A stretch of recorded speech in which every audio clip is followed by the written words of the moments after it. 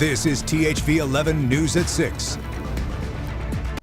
On your way home from work, you may have noticed some traffic near Camden. That's because a truck lit up in flames, shutting down Old River Dump Road. That's Highway 79B between Camden and East Camden. Crews closed the bridge to clean up the damage and are asking drivers to avoid the area. Hello and thanks for joining us tonight at 6. I'm Brooke Buckner here with Chief Meteorologist Tom Bryant. Good evening. Good evening to you. Good evening to you. Another thing people may have noticed when heading home today, the temperatures are feeling better than they were this morning. It was chilly. It was better by about 10 degrees over yesterday. Yeah. And then tomorrow will be 10 degrees over today. Love so it. 70s are coming back. It's not going to be completely sunny tomorrow. We'll have to deal with clouds. It wasn't completely sunny today. We had high overcast skies. There's your sunset tonight over Little Rock and the capital city. Looking pretty good out there right now. Temperature is shaping up like this. 58 currently. We haven't dropped too terribly fast. The canopy of clouds above keeping temperatures up. But notice northeast Arkansas, Jonesboro 51. Fayetteville 60, Mena 61. The warm spot, Texarkana 67. Tomorrow there'll be about 77 degrees as Little Rock will be in the lower 70s. Tonight, hour by hour, we'll drop off into the upper 40s and low 50s under cloudy skies. Here's tomorrow's high temperatures. Under cloudy skies, warmer temperatures expected, 71, 80 in Texarkana, 70 up in Harrison. And then some rain chances coming our way on Thursday. I'll have the latest timing and information for you coming up in just a few minutes. Thanks, Tom. It's election season here in Central Arkansas, and we want to remind you early voting is happening now until the primary on March 3rd. And there are many important races on the ballot, including the county clerk's race in Lonoke County. That's now making headlines after Dawn Porterfield resigned Sunday, citing family health concerns and what she calls persecution and a lack of respect. THV 11's Carter Thweet has more on the decision and how it impacts voters.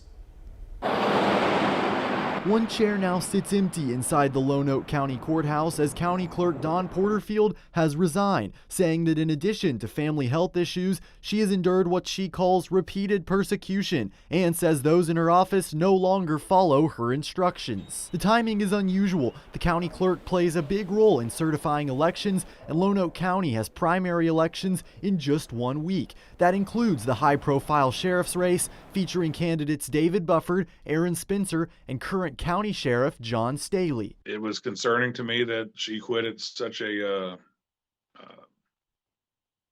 crazy time. You know, we're a week out of a primary election, and the clerk has to certify that. Staley's race has gotten national attention because Spencer is facing a murder charge for killing a man who took his underage daughter. He's attracted support from advocates across the country, leading to more scrutiny than a county sheriff race usually gets. I reached out to Spencer and David Bufford, the other candidate. Spencer and Staley at least agree on this. In Spencer's statement, he says, quote, "The resignation of our county clerk during early voting demands a direct response." The county judges talked to the state, Secretary of State's office. They're going to send a monitor out for Tuesday, and they'll monitor the election day and monitor the count. Staley says that's good because the new acting clerk is running to fill the clerk's office permanently, meaning she could certify her own election. In a statement, that candidate tells me that the County Election Commission will oversee most of the process and promises that everything will remain secure and transparent. In Lonoke County, Carter Thweet, THV 11 News. Carter, thank you. The other candidate, David Bufford, says he's not too concerned and has full faith in the new acting clerk. Carter also reached out to the Secretary of State's office, who confirmed through the State Board of Election Commissioners additional monitoring will take place with the Lonoke County elections. Meanwhile, a pair of ethics complaints filed against Attorney General Tim Griffin, Secretary of State Cole Jester, and others has been dismissed by the Arkansas Ethics Commission. The complaint accused Griffin of misusing campaign funds and pushing legislation for personal benefit, and also accused State Representative David Ray of accepting campaign donations totaling $130,000 from Griffin while sponsoring bills that enhance the power of Griffin's office.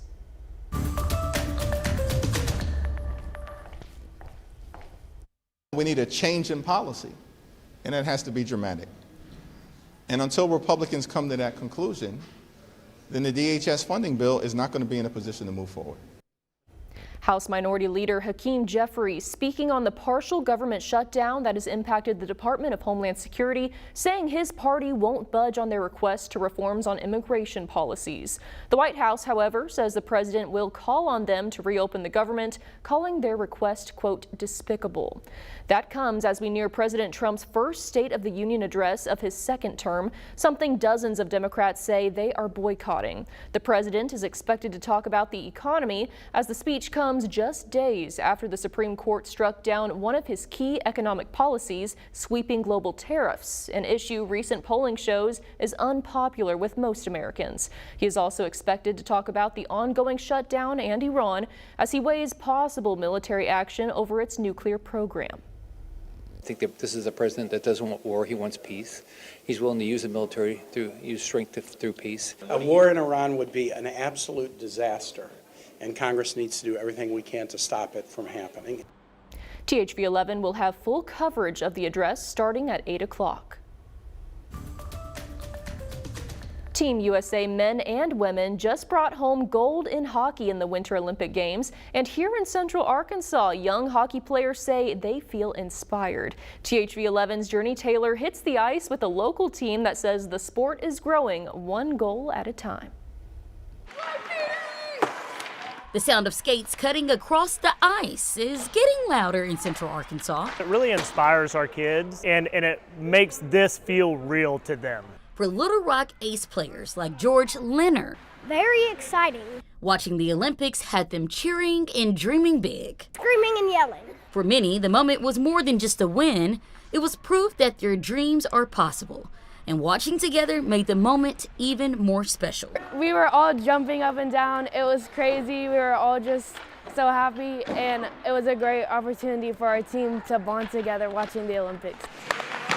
While hockey may not be the first sport people think of in Arkansas, local leaders who volunteer for the love of the game say the sport is gaining momentum. Events, these big titles, the big cups, the gold medals, I think that sparks the interest, and I think people realize, oh, hey, we do have hockey here in Arkansas, and I think it does promote the growth of this organization.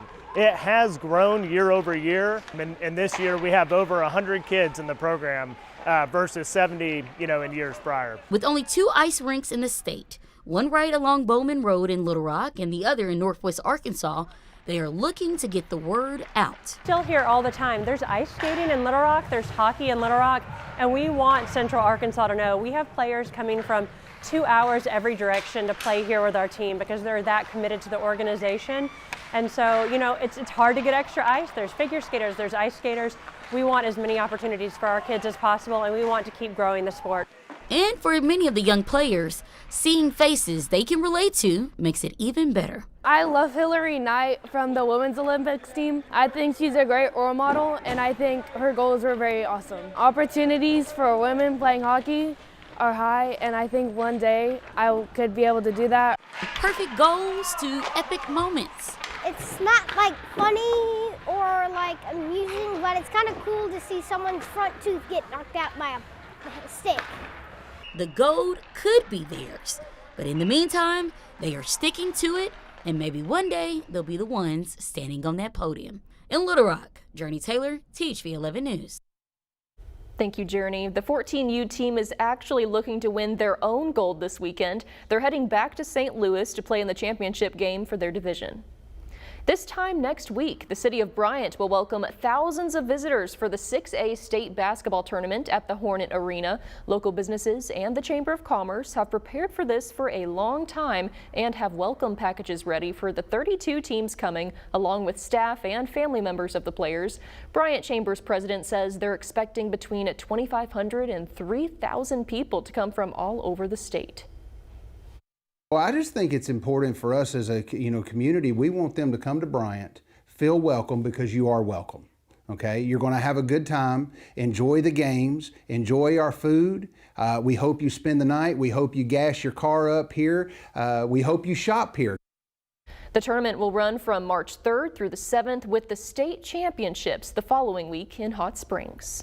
And when talking about sports, we oftentimes talk about goats, but what about when it comes to reading? We'll explain in just a few minutes. And speaking of goats, oh, it's my turn, right? There you go. 3-day you missed it. You had a chance there, Brooke. 3-day forecast. Tomorrow, warming into the lower 70s, cloudy skies, chance of rain on Thursday. Going to walk you through the timing and also a look ahead to next week where we could see more impactful rain.